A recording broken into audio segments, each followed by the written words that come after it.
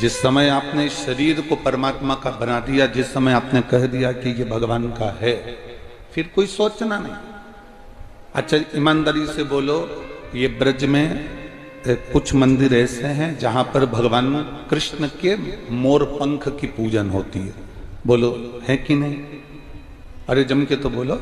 आप जाएंगे तो अटल्ला चुंगी के पास में एक मंदिर है जहां पर भगवान के मोर पंख की पूजन होती है।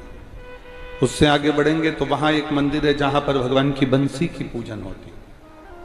अब आप लोग मथुरा में या वृंदावन में कभी गए हों, वृंदावन की अटल्ला चुंगी के पास में आप लोग पहुंचे हों, तो ऐसे ऐसे मंदिर है जहां भगवान के मोर पंख की पूजन हो रही है, जहां भगवान की बंसी की पूजन हो रही है, जहां भगवान के सुंदर छड़ी की पूजन हो रही है, जहां भगवान के सुंदर वस्त्र की पूजन हो रही है। सांप अगर निकलता है तो लोग उसकी भी पूजन करते हैं क्योंकि वो भगवान शंकर के आभूषण हैं। डमरू मिलता है तो हम डमरू की पूजन करते हैं क्योंकि वो भगवान शंकर के हाथ में रखा हुआ है। त्रिशूल मिलता है तो त्रिशूल की पूजन करते हैं क्योंकि त्रिशूल भगवान के हाथ में है। भगवान का स्पर्श बंसी का हुआ तो बंसी पूजा गई। भगवान का स्पर्श मोरपंख का हुआ तो मोरपंख पूजा गया। भगवान का स्पर्श छड़ी का हुआ तो छड़ी पूजा गई। भगवान का स्पर्श पीतांबर पर हुआ तो पीतांबर पूजा गया। भगवान का स्पर्श सांप पर हुआ तो सांप पूजाने लगा। डमरू का स्पर्श हुआ भगवान का तो डमरू पूजाने लगा। त्रिशूल का स्पर्श हुआ भगवान का तो त्रिशूल पूजाने लगा। शिव महापुराण की कथा कहती है भगवान के करीब में बंसी आई तो बंसी पूजा गई। भगवान के करीब में मोर पंख आया तो मोर पंख पूजा गया। भगवान के करीब में पीतांबर आया तो पीतांबर पूजा गया। भगवान के करीब में जब मोर पंख बंसी जो जो भगवान के करीब में आया वो पूजा गया। भगवान के करीब में सांप आया, सांप पूजा गया। भगवान के करीब में डमरू आया, डमरू पूजा गया। भगवान के करीब में त्रिशूल आया, त्रिशूल पूजा गया। और भगवान के करीब में जब एक इंसान आ जाता है तो इंसान भी पूजा जाता है।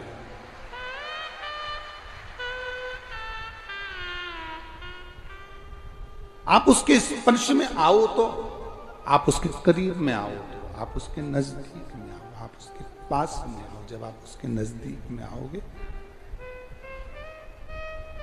जब आप उसके स्पर्श में आओगे, जब आप उसके नजदीक में पहुंचोगे, जब आप उसके पास में पहुंचोगे, उसका करीब में जब आप पहुंचोगे तो आप भी पूजा जाओगे, आपकी भी पूजन हो जाएगी। बस उसके नजदीक में जैसे जैसे आएंगे, जैसे जैसे उसके पास में पहुंचेंगे, जैसे जैसे उसके करीब में पहुंचेंगे, वैसे वैसे आप भी पूजाना प्रारंभ कर देंगे। आप भी उसके नजदीक में पूजाना प्रारंभ कर देंगे। करीब में आओगे और पूजा।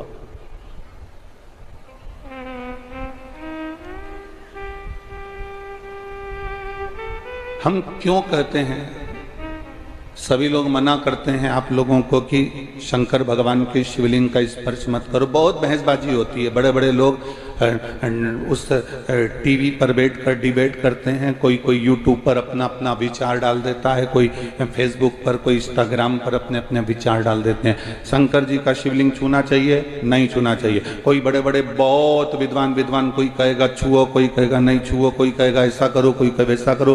कई लोग विरोध भी करेंगे कि शंकर जी पे चढ़ा हुआ जल मत पियो, कोई कहेगा शंकर जी का शिवलिंग का स्पर्श मत करो, कोई कहेगा बेलपत्री चढ़ी हुई ना खाओ। ये आपके ऊपर निर्भर करता है। जिसने पुराण नहीं पढ़ी वो संकोच करेगा। जिसने शिव महापुराण को, लिंग पुराण को, नर्मदा पुराण को, स्कंद पुराण को जिसने दिल से एक बार भी पढ़ लिया वो कभी विचार नहीं करेगा, क्योंकि हर पुराण में, चाहे शिव पुराण हो, लिंग पुराण हो, नर्मदा पुराण हो, स्कंद पुराण हो, प्रत्येक पुराण में लिखा है कि शंकर भगवान पर चढ़े हुए जल का जो आचमन कर लेता है वो 3 तापों से दूर हो जाता है, उसके कष्ट दूर हो जाते हैं।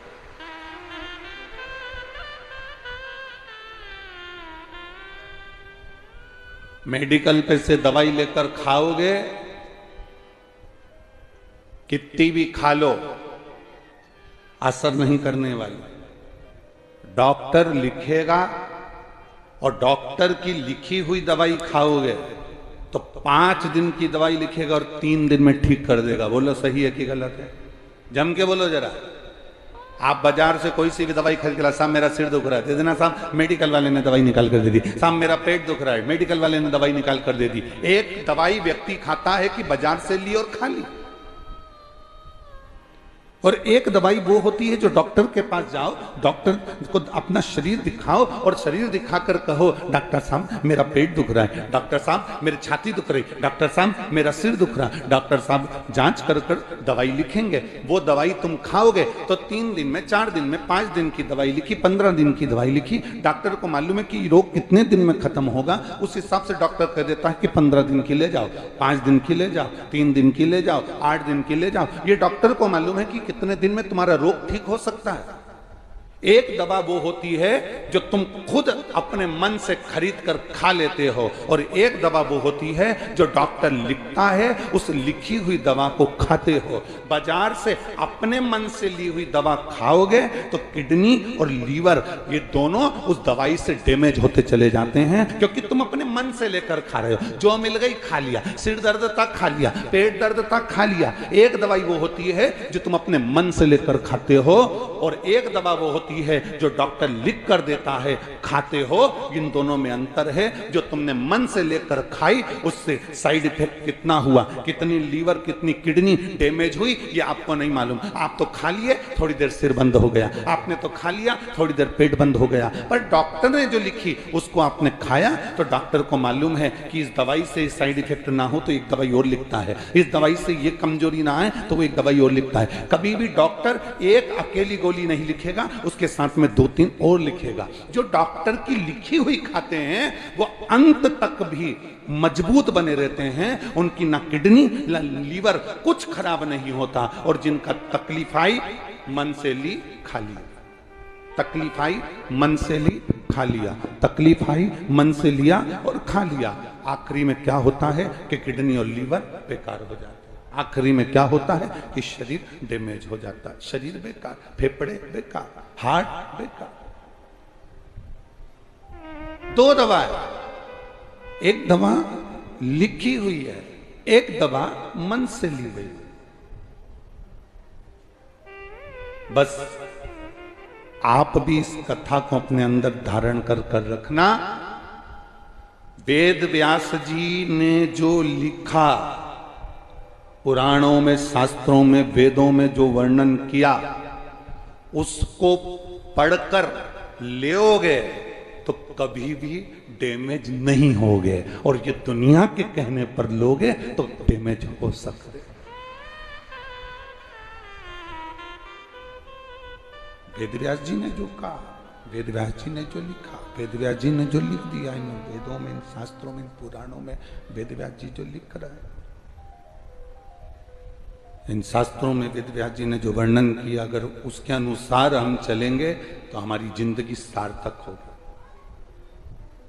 लोग हमसे कहते हैं गुरुजी आप कहते हो शंकर जी पे चढ़ा हुआ जल पीना चाहिए, आप कहते हो शंकर जी पे चढ़ी हुई बेलपत्र खाना चाहिए, ये कहीं हमारे शास्त्रों में वर्णन है? हम कहते हैं एक बार दिल से कौमार खंड को पढ़िए, एक बार दिल से पार्वती खंड को पढ़िए, एक बार दिल से शिव महापुराण के विद्येश्वर संहिता को पढ़िए, आपको ज्ञात हो जाएगा कि शंकर जी पे चढ़ी हुई बेलपत्र की महत्वता क्या है।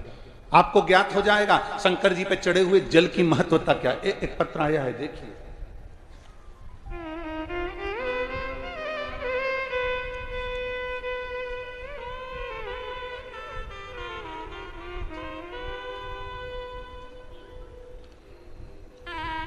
ज्योति गौतम, राजेश गौतम मथुरा से हैं, कहीं बैठे हो तो हाथ हिलाइएगा। ज्योति गौतम, राजेश गौतम मथुरा से हैं, कहीं बैठे हो तो हाथ हिलाइएगा।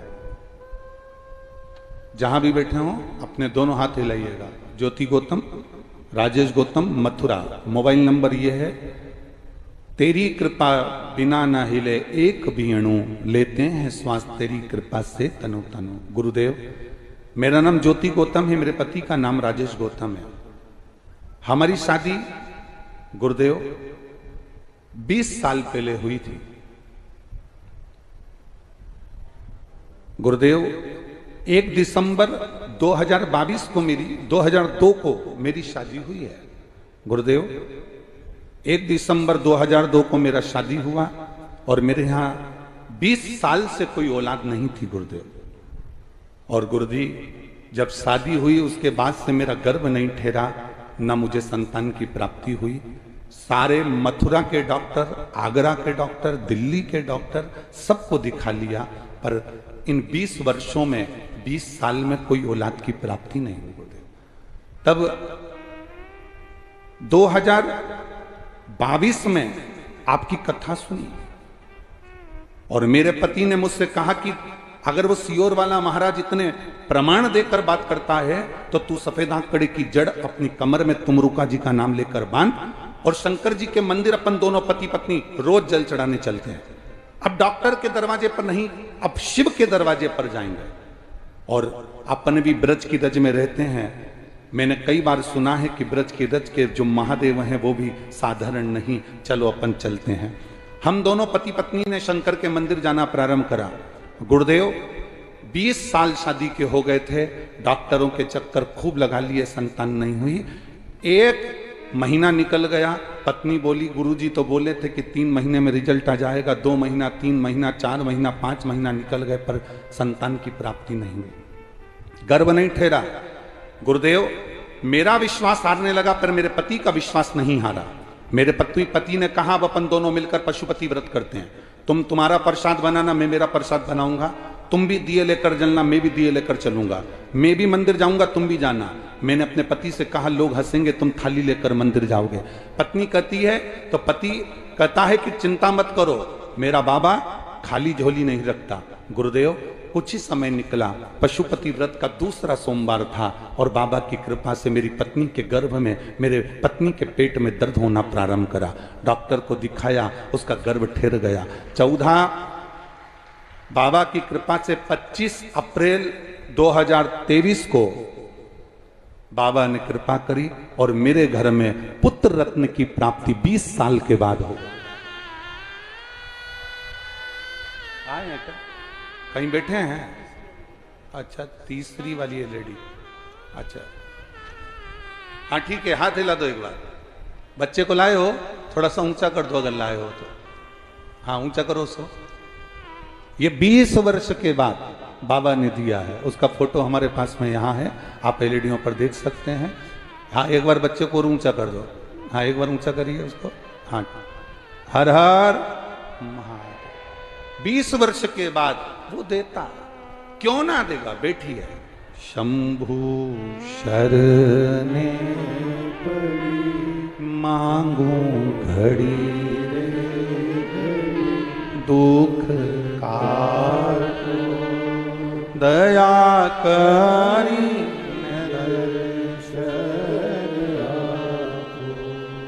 उनसे निवेदन है जो 20 साल के बाद लाला हुआ है उसको लेकर व्यासपीठ पर आए, थोड़ी सी जगह कर कर आप जरूर पहुंचे। हर हर शिव है वो घड़ी है, वो शंकर। आप उसका स्मरण, आप उसका भजन, आप उसका कीर्तन, आप उसका मंत्र जाप, आप उसका नाम जाप, आप उसका हृदय से जब भजन करते हैं, कीर्तन करते हैं, मंत्र जाप करते हैं, नाम जाप करते हैं, स्मरण करते हैं, तो वो सुख देता है, वो आनंद देता ही। साधारण नहीं है शिव, उसको पहचानना साधारण नहीं है, उसको जानना साधारण नहीं है। शिव कथा कह रहे हैं। जिस दिन आप पहचान गए कि वेद व्यास जी ने जो लिखा है, जिस दिन आप जान गए कि वेद व्यास जी ने जो वर्णन किया है वो साधारण नहीं है, वेद व्यास जी जो लिखे हैं वो साधारण नहीं है।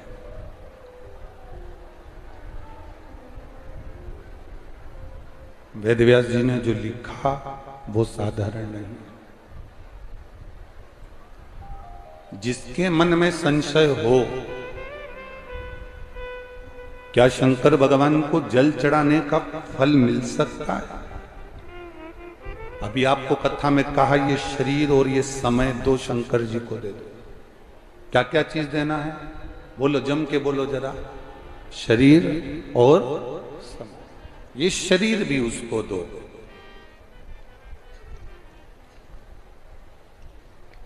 खुद की चीज होती है ना, तो उसका लोग सही तरीके से उपयोग करते।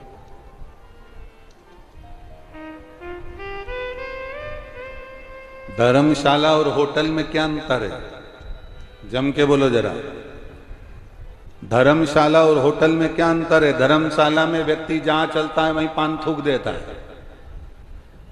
धर्मशाला का प्रयोग लोग धर्मशाला के माध्यम से करते हैं, और होटल का प्रयोग नहीं साहब, 2000 रुपए का रूम है, जरा सा भी कहीं इधर उधर पाए गए तुरंत 500 रुपए लिए जाएंगे, 1000 रुपए लिए जाएंगे, 2000 रुपए लिए जाएंगे। व्यक्ति को भय लगता है गलती हो गई, कोई चीज टूट गई, बेकार हो गई, 1000-2000 रुपए देना पड़ेगा, पैसा देना पड़ेगा। इसलिए लोग होटल का रूम सावधानी से प्रयोग करते हैं और धर्मशाला का रूम ऐसे ही प्रयोग करते हैं। धर्मशाला के रूम में, होटल के रूम में अंतर है। जिस दिन आपने शरीर और समय शिव को दे दिया, तुम्हारा नहीं रहा, उसका हो गया। जब उसका हो गया तो उसको कैसे रखना है ये उस पर निर्भर करता है। वो कैसे रखेगा ये उसके ऊपर निर्भर करेगा। एक लाइन आप लोग गुनगुनाते रहते हैं, हमेशा बोलते रहते हैं कि सीताराम सीताराम सीताराम कहिए, जाई विधि राखे राम कहि विधि रहिए। आप मुख से हमेशा ये बात गुनगुनाते रहते हैं कि जाई विधि राखे राम ताई विधि रहिए। जैसा राम रखे वैसा रहने का प्रयास करो, जैसा राम रखे वैसा रखो। ये हम गुनगुनाते रहते हैं, हम कहते रहते हैं, हम प्रयोग करते रहते हैं, हम बोलते रहते हैं, जैसा राम रखे वैसा रहिए। शरीर दे दिया भगवान को, समय दे दिया परमात्मा को। जब शरीर और समय परमात्मा को दे दिया, अब वो जैसा रखे, अब वो जैसा निभाएगा वैसा हम निभाएंगे, जैसा चलाएगा वैसे हम चलेंगे।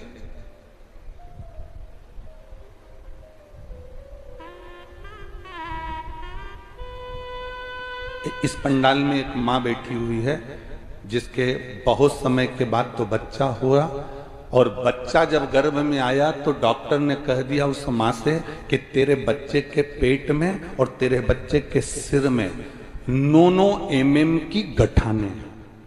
इसी पंडाल में बैठी, कहीं हम पत्र ढूंढे, अगर वो यहाँ हो तो निवेदन है कि वो खड़ी हो सकती है।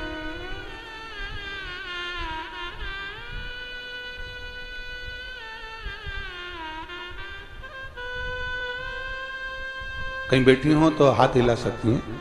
जिसके बच्चे के पेट में और सिर पर गठान थी गर्भाशय में।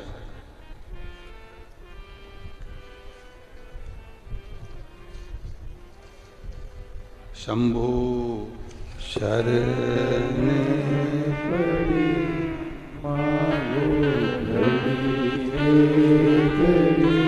दुख का दया करी ने दर्शन। मैं विनीता देवी नई दिल्ली सोनिया बिहार की रहने वाली हूँ। कहीं बैठी हो तो हाथ हिला सकती हूँ। मैं विनीता देवी नई दिल्ली, मेरा मोबाइल नंबर ये है। मैं नई दिल्ली सोनिया बिहार की रहने वाली हूँ। गुरुजी शिव का मैं क्या वर्णन करूं? कहीं बैठी हूं तो हाथ हिला सकती हूँ। सोनिया बिहार नई दिल्ली।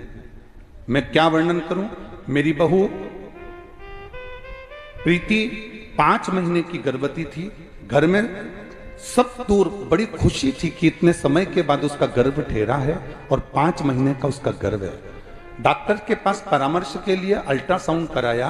अल्ट्रासाउंड की रिपोर्ट आप लोग हमारे साथ में पत्र टीवी के माध्यम से पढ़ सकते हैं। डॉक्टरों के परामर्श से अल्ट्रासाउंड कराया। जब अल्ट्रासाउंड की रिपोर्ट आई उसमें बच्चे के सर में गांठ और पेट में भी गांठ है। डॉक्टरों का कहना है बच्चा खराब है, इसको गिरा दो, इस बच्चे को ना रखा जाए, ये बच्चा गिरा दीजिए, ऑपरेशन करा दो।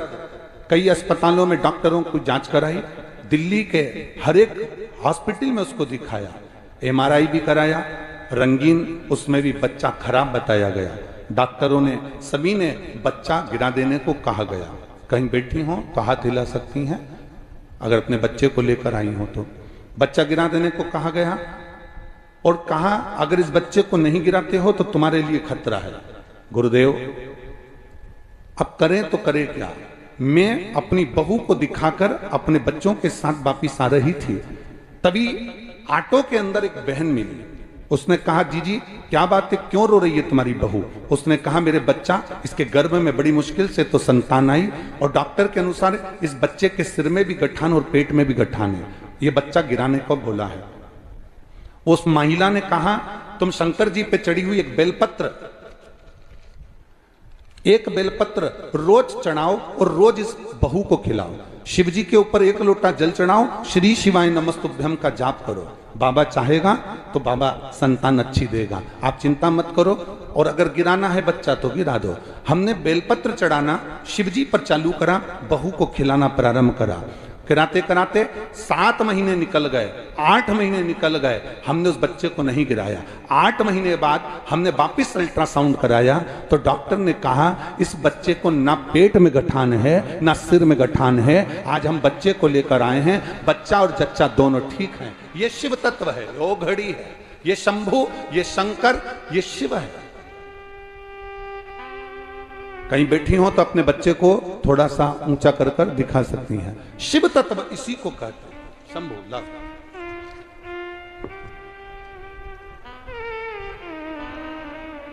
जोरदार ताली बजाएं। 20 वर्ष के बाद बाबा ने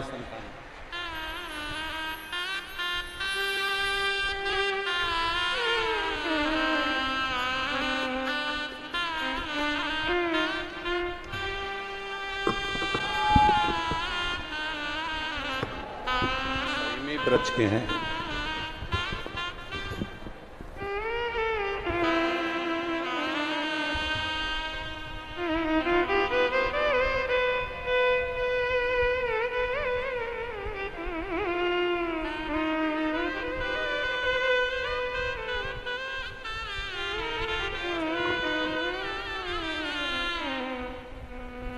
शंभु शरणे मांगू घड़ी रे घड़ी, दुख ताको दया करी दर्शन आपको। शिव कथा। फिर वही बात आ जाती है कि डॉक्टर लिखा है वो दवाई खाओगे तो ना किडनी ना लीवर ना शरीर कुछ भी डैमेज नहीं होगा, ना शरीर डैमेज होगा, ना किडनी डैमेज होगी, ना लीवर डैमेज होगा। डॉक्टर लिखेगा उस हिसाब से कि तुम्हारा शरीर ठीक रहे।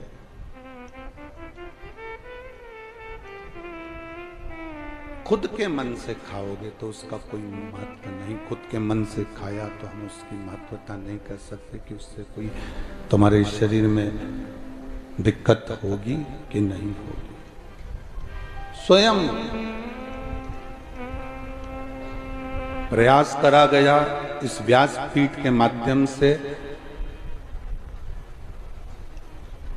कई वर्षों से जो यीशु महापुराण की कथा आप लोग श्रवण कर रहे हैं टीवी के माध्यम से, लोग पूछते हैं कि पंडाल में आने के बाद लोग घर जाते हैं तो बाबा ऐसा क्या कर देता है कि लोगों के पत्र व्यासपीठ पर आ जाते हैं। हम कहते हैं एक बार पंडाल में बैठकर कथा सुनकर देखो कि बाबा देता क्या क्या है। क्या देगा ये उसके ऊपर निर्भर करता है, ये उसके ऊपर जाता है कि वो क्या प्रदान करेगा, क्या देगा, कैसे देगा, ये उसके ऊपर निर्भर करता है। अंतरात्मा अंत समय प्रभु आना पड़ेगा, वचन दिया तो। प्रेशर बढ़ाओ, प्रेशर बढ़ाओ। अंत समय प्रभु आना पड़ेगा, वचन दिया तो निभाना पड़ेगा। अंत समय में परमात्मा आएगा, अगर दिल से पुकारा गया है तो। दिल से पुकारा गया है तो वो आएगा जरूर, ये निश्चित है।